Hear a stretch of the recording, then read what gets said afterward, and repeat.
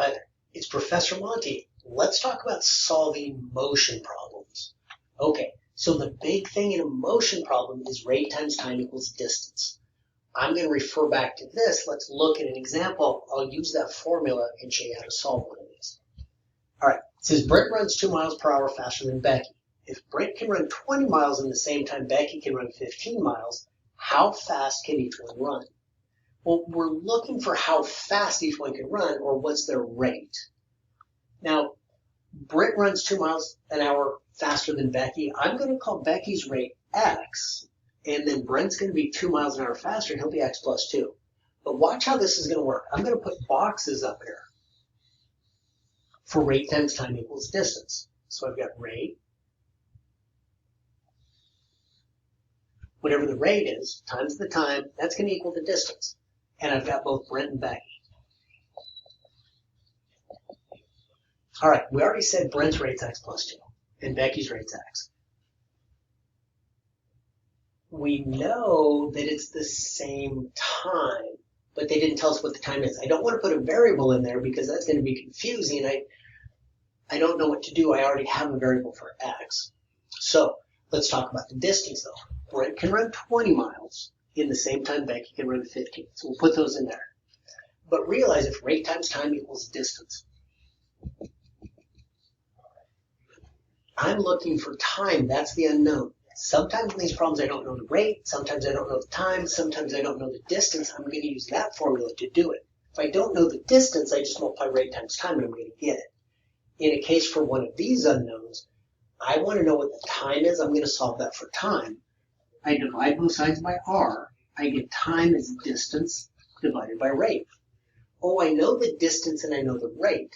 So I'm just going to put that here. Oh, this must be 20 divided by x plus 2. And this must be 15 divided by x. So now I've set up my box, and notice I multiply these across, the x plus 2's cancel, I get the 20. The x's cancel, I get the 15. I know the box is set up correctly. But how do I solve the problem?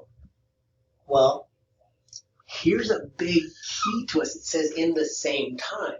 So in other words, Brent's time is equal to Becky's time. That's where my equation comes in. Well, Brent's time we said was 20 over x plus 2.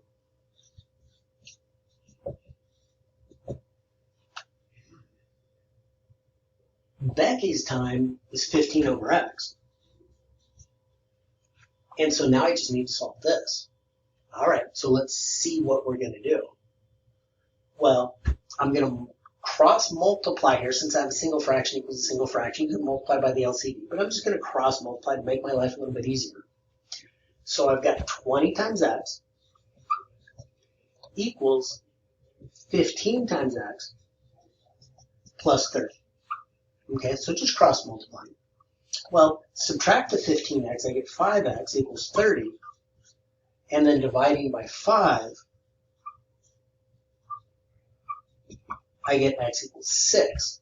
Well, what was 6? Oh, that was Becky's rate. So x equals 6 equals Becky's rate.